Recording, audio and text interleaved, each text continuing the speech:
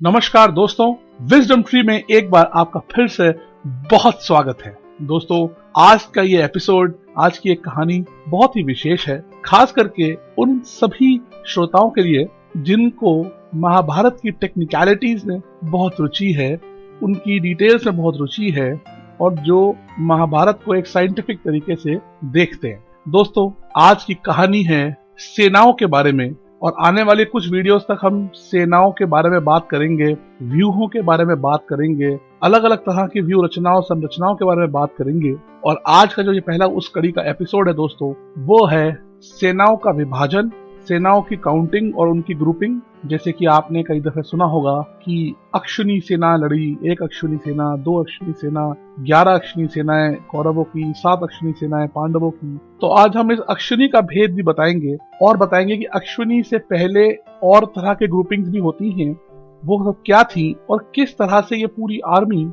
कौरव और पांडवों की और बल्कि उस पूरे युग की किस तरह से विभाजित और सुनियोजित करी जाती थी। इसके अलावा दोस्तों, हम आपको एक बहुत ही जबरदस्त महाभारत का राज भी बताएंगे जो कि आज तक भी समझा नहीं गया है, किसी को समझ में नहीं आया और वो आज भी एक रहस्य ही है। दोस्तों, इस वीडियो को पूरा देखना जरूर करें, ना भूलें और हम आज की इस कहानी को शुरू करते हैं।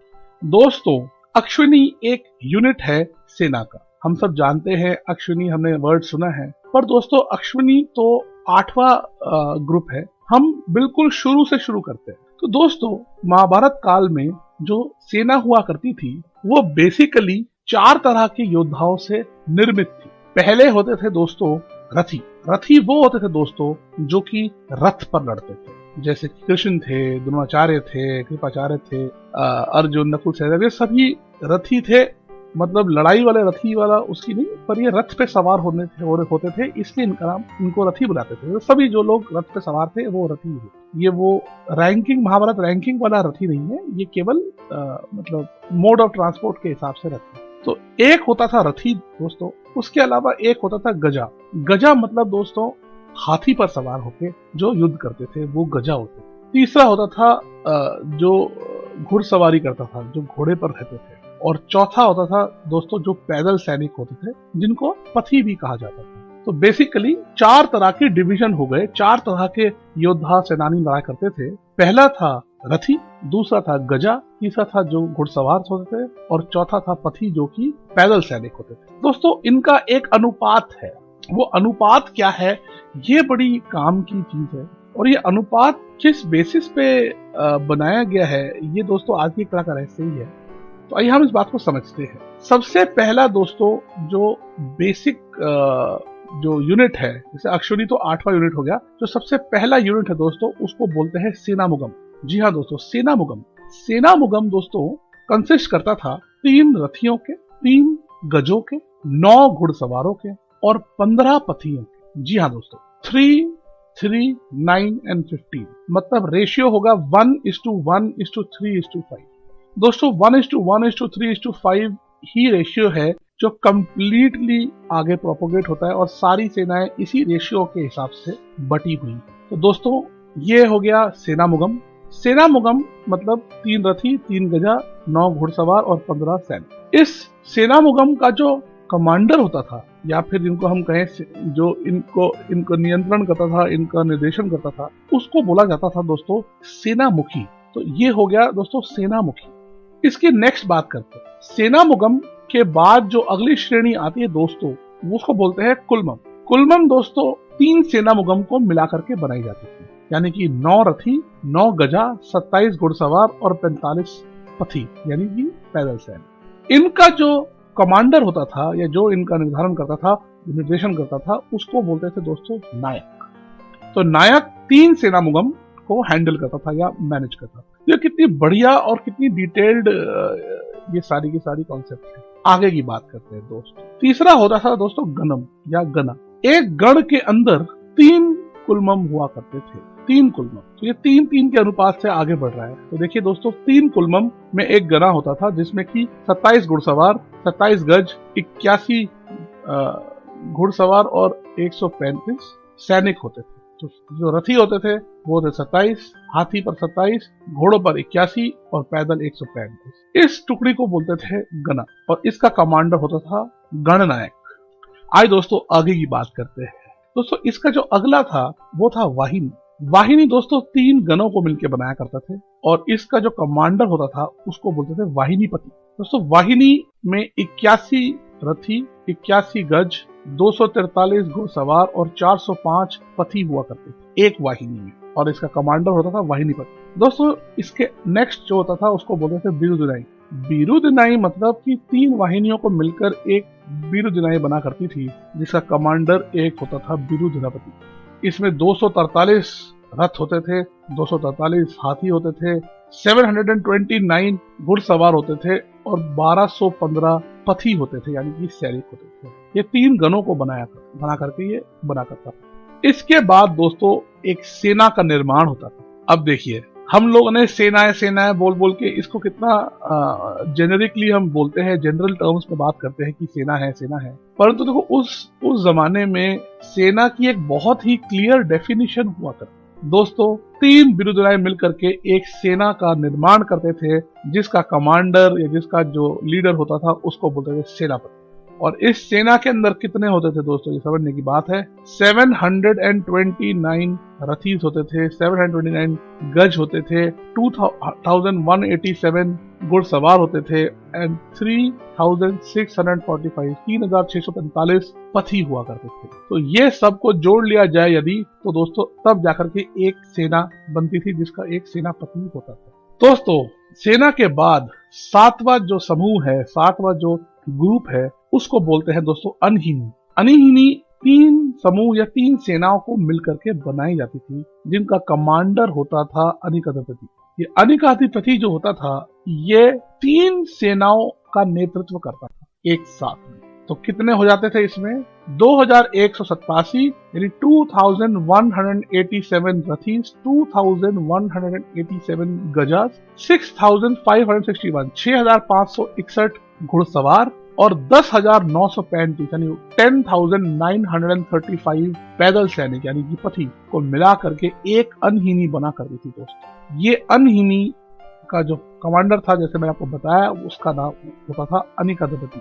इसके बाद दोस्तों 8वां और जो सबसे प्रसिद्ध हम आजकल जो सुनते हैं कि जैसे टीवी सीरियल्स में या कहीं किताबों में हम पढ़ते हैं तो वो है दोस्तों अक्षुनी। अक्षुनी दोस्तों ऐसी 10 अनहिनियों को मिला करके बनाई जाती थी जिसका कमांडर होता था एक महासेनापति और महासेनापति के अंडर में 21,870 रथी, 21,870 गजा, 65,610 घुड़सवार और 1,09,350 सैनिक। ये है दोस्तों वो गणना जिससे एक अक्षुनी सेना का निर्माण हुआ करता था। दोस्तों महाभारत के युद्ध में 18 अक्षुनी सेनाएं टकराई थी और तकरीबन विध्वंसित हो गई थी, विनाश हो गया था उन सबका, सब मारे गए। इतना बड़ा वॉरियर लॉस शायद ही दोस्तों हमारी पूरी हिस्ट्री में, पूरी इतिहास में कभी भी हुआ हो।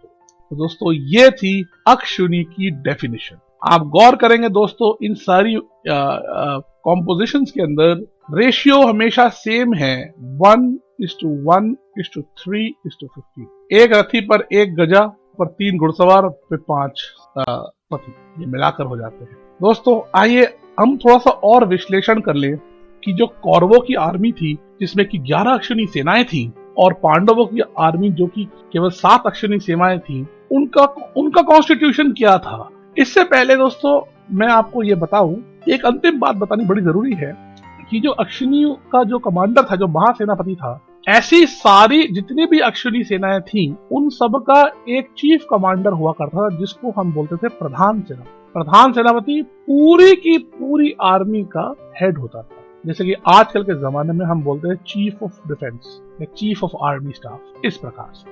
आइए दोस्तों अब हम बात कर लेते हैं किस तरह से ये डिविजन्स थे और जब दोनों ही पक्ष यानी कौरव और पांडवों ने अपनी सेनाएं एकत्रित करने की कोशिशें करी थी तो किस तरह से ये 11 अक्षुनी सेनाएं कौरवों की और 7 अक्षुनी सेना पांडवों की निर्मित हुई थी।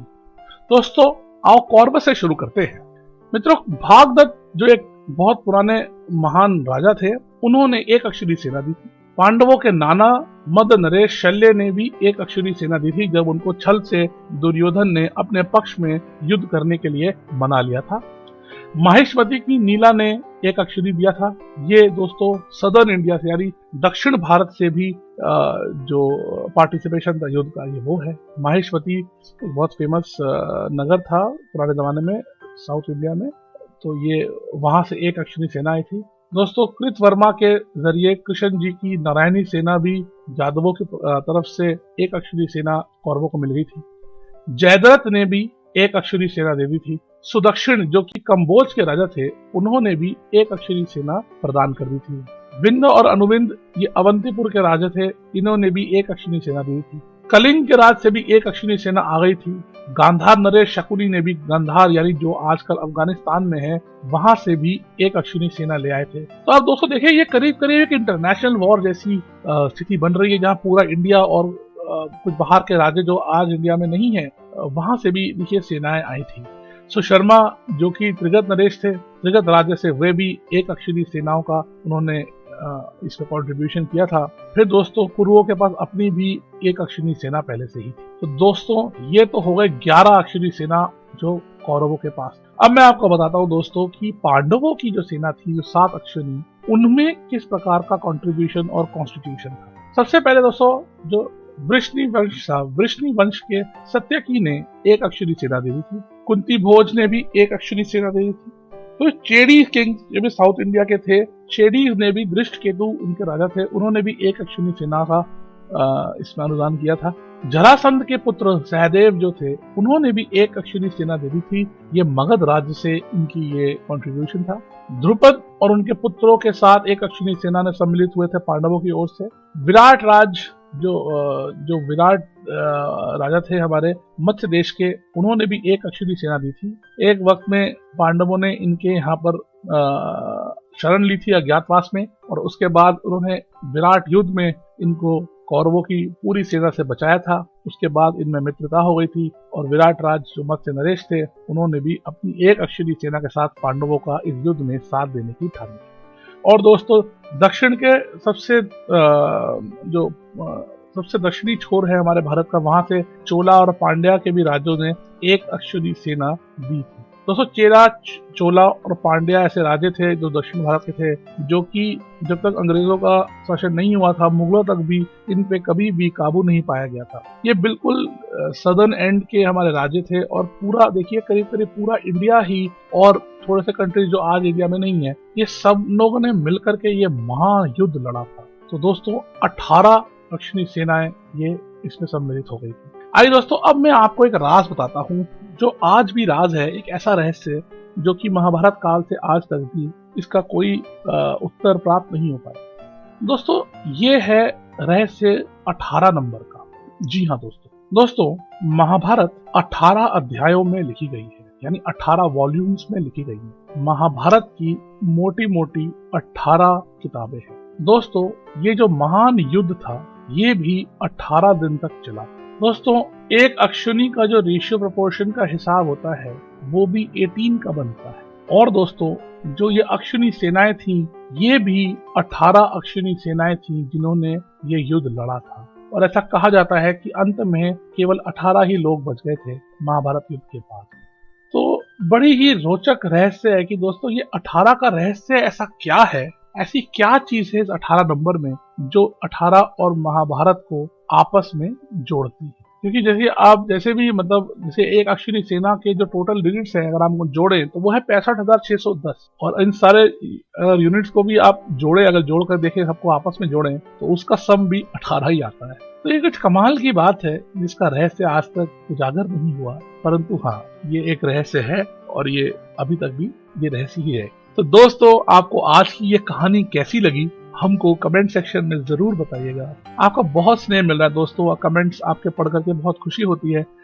हमें ये जानकर के बहुत हर्ष होता है दोस्तों कि हमारे भारत के जो नवयुवक हैं और विश्व भर में जो लोग हैं जो महाभारत को जानना चाहते हैं, उनकी गहरी स्टोरीज में इंटरेस्टेड हैं, ये देख करके दोस्तों बहुत अच्छा लगता है। ये सुंदर बात है कि आप सब लोग महाभारत के सीरियल्स और जो हमने पॉपुलर कल्चर में इन सब के बारे में सुना है, उससे आगे बढ़कर आप और डिटेल्स में महाभारत को समझना चाहते हैं। दोस्तों मैं समझता हूँ महाभारत और रामायण हमारे देश की सबसे महानतम ग्रंथों में से एक हैं और इनमें ऐसी कई सारी सीख है, ऐसी कई सारे एग्जाम्पल्स हैं जो कि हमारी आजकल की डेली लाइफ में बहुत एप्लीकेबल है, डायरेक्टली एप्लीकेबल है। और इनसे ऐसी बहुत सारी चीजें सीखी जा सकती है, जैसे डिप्लोमेसी, जैसे धर्म, जैसे हमें किस तरह से क्या करना चाहिए और अगर हम गलत अधर्म का साथ देते हैं तो किस प्रकार, चाहे हम कितने बड़े योद्धा हों, चाहे हमारे पास कितना बल हो, परंतु अंततः जीत नहीं मिल पाती है। और किस तरह धर्म का साथ देने पर भी, कमजोर होने पर भी, 7 अक्षरी सेना होने पर भी 11 अक्षरी सेनाओं पे आप भारी पड़ सकते हैं।